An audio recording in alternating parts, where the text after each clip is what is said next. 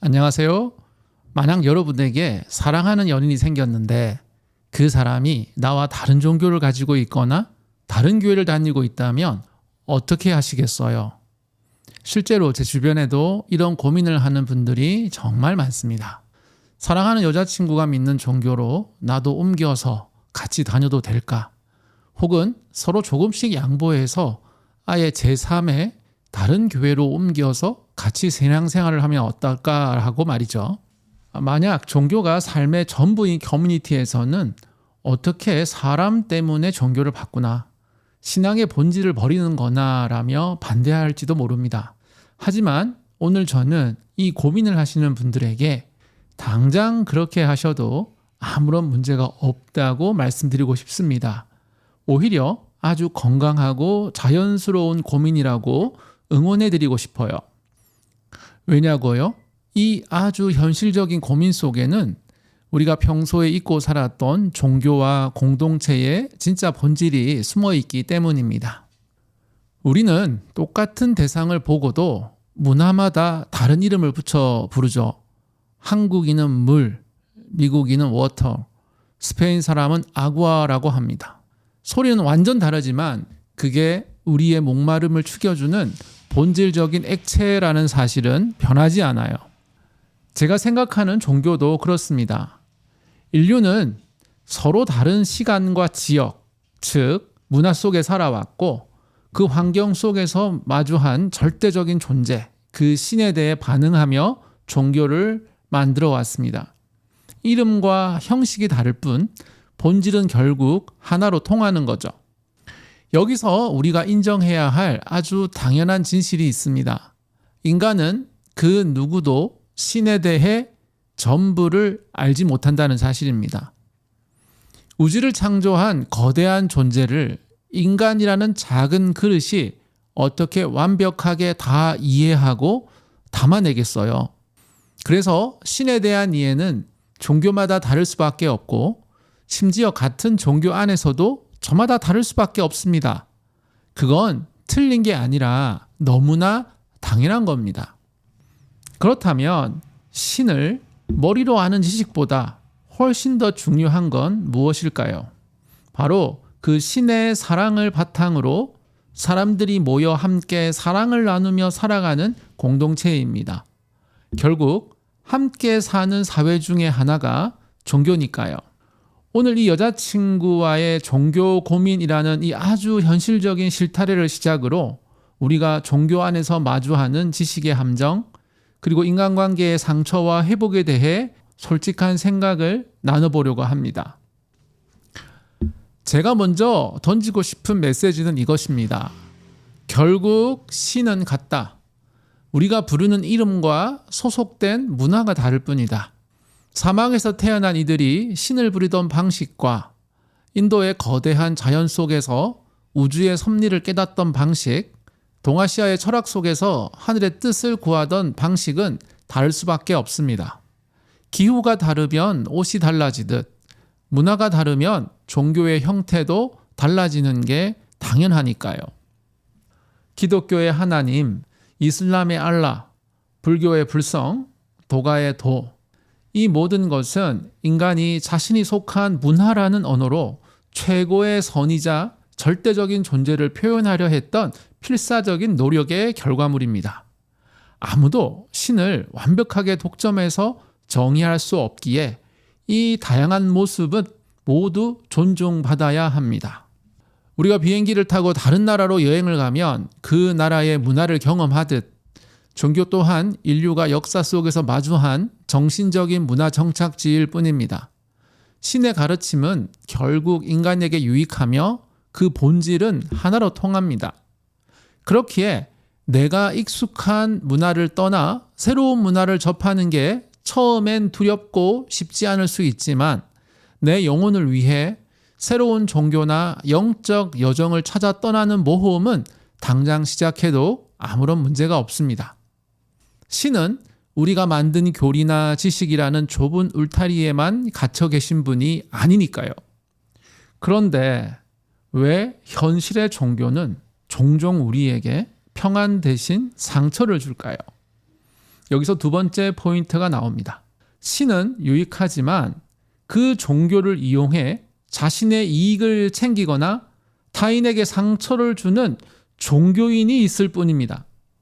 특히 위험한 건 자신이 신에 대한 지식을 완벽하게 알고 있다고 착각하는 오만입니다.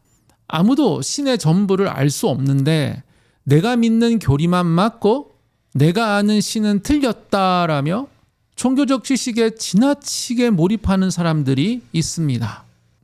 그렇게 신에 대한 메마른 지식과 율법이 공동체 안에서의 따뜻한 인간관계보다 우선시되는 순간 종교는 아주 위험해집니다. 눈앞에 있는 이웃을 사랑하고 품어주는 것보다 교리를 따지고 정죄하는 게 먼저가 되기 때문이죠. 신의 이름을 팔아 자신의 권력을 채우는 지도자, 종교적 지식을 무기 삼아 뒤에서 시기하고 질투하고 편을 가르는 사람들은 그렇게 태어나는 겁니다. 만약 여러분이 지금 있는 종교단체에서 이런 말만 번지르르한 지식과 사람들의 독선 때문에 지속적으로 상처를 받고 있다면 저는 과감하게 그 자리를 떠나거나 다른 종교단체로 옮기셔도 괜찮다고 말씀드리고 싶습니다. 이웃이 믿는 종교단체 혹은 아예 다른 종교의 공동체라도 상관없습니다. 우리가 신선한 우유를 주문했는데 배달원이 우유에 장난을 쳤다면 우유를 끊을 게 아니라 배달원을 바꾸거나 다른 가게를 찾아야 하잖아요. 여러분이 실망한 건 신이 아니라 상처를 준 사람과 그들의 오만함입니다. 내 영혼을 갉아먹는 관계 속에서 억지로 버티지 마세요. 나를 지키기 위해 떠나는 것은 결코 죄가 아닙니다. 반대로 사람에게 너무 크게 대여서 이제 인간들은 지긋지긋하다. 신에 대해 다 안다고 거들먹거리는 사람들과는 엮이지 않겠다. 나는 홀로 신과 나만의 관계에만 집중하겠다라며 홀로 신앙생활 하시는 분들도 계실 겁니다. 그 마음 정말 깊이 공감합니다. 상처받지 않기 위한 처절한 선택이었을 테니까요. 하지만 우리가 잊지 말아야 할 사실이 있습니다. 결국 인간은 혼자 살 수 없고 우리가 발을 디디고 있는 이 사회 속에서 함께 살아가는 존재라는 점입니다. 결국 함께 사는 사회 중에 하나가 종교니까요. 아무리 뛰어난 종교적 지식을 쌓고 골방에서 신을 깊이 묵상한다 해도 그것이 내 곁의 이웃과 공동체 속에서 사랑으로 흘러가지 않는다면 그 지식은 아무런 의미가 없습니다. 신이 우리에게 준 사랑과 자비는 내가 완벽하게 이해할 수 없는 타인을 용납하고 품어주는 인간관계라는 거울을 통해서만 증명되고 실천될 수 있거든요. 신을 머리로 아는 것보다 눈앞의 사람과 슬픔을 나누는 게 훨씬 더 신의 뜻에 가깝습니다. 처음엔 두렵겠지만 나에게 맞는 건강한 공동체를 다시 찾아 소속되는 것은 정말 중요합니다. 그 안에서 서로의 아픔을 보듬고 따뜻한 밥 한 끼를 나누고 조건 없는 사랑을 주고받는 경험을 할 때 비로소 우리의 영혼은 온전하게 회복됩니다. 상처는 사람에게 받지만 결국 치유 역시 사람을 통해 일어나기 때문입니다. 다만 새로운 공동체를 찾을 때 한 가지만 조심하면 됩니다. 반사회적인 종교는 일단 거부하자는 겁니다. 자신들만 신의 비밀을 다 알고 있다며 가족과의 인연을 끊으라거나 재산을 갈취하거나 세상과 고립되기를 요구하는 곳은 공동체가 아니라 감옥입니다. 진정으로 건강한 공동체는 내 삶과 인간관계를 파괴하지 않고 나를 세상 속에서 더 따뜻하고 건강한 사람으로 만들어준다는 걸 기억하셨으면 좋겠습니다. 오늘 이야기를 정리해 볼까요? 종교는 결국 시간과 문화가 만들어낸 옷입니다. 그리고 아무도 신의 전부를 알 수 없기에 그 옷의 모양과 색깔은 저마다 다를 수밖에 없습니다. 그러니 신에 대한 교리나 지식에 너무 몰입해서 내 눈앞에 있는 소중한 사람들과의 관계를 망치는 우를 범하지 않았으면 좋겠습니다. 지금 있는 곳에서 사람 때문에 혹은 독선적인 교리 때문에 너무 아프다면 나를 위해 그 옷을 벗고 다른 공동체를 찾아 떠나셔도 괜찮습니다. 반대로 사람에게서 상처받아 홀로 외롭게 신을 찾고 계셨다면 이제는 조금만 용기를 내어 온기를 나누고 사랑을 실천할 수 있는 건강한 울타리 안으로 걸어 들어오시기를 권해드립니다. 결국 종교의 본질은 신을 완벽하게 정의하는 데 있는 것이 아니라 신이 우리를 사랑했듯 우리도 서로를 사랑하며 이 사회 속에서 함께 살아가는 데 있으니까요.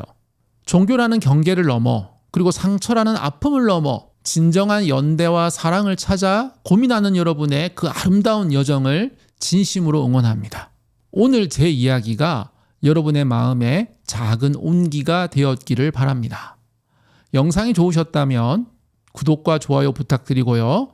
여러분의 소중한 생각들을 댓글로 편하게 나눠주세요. 오늘도 긴 이야기를 들어주셔서 감사합니다.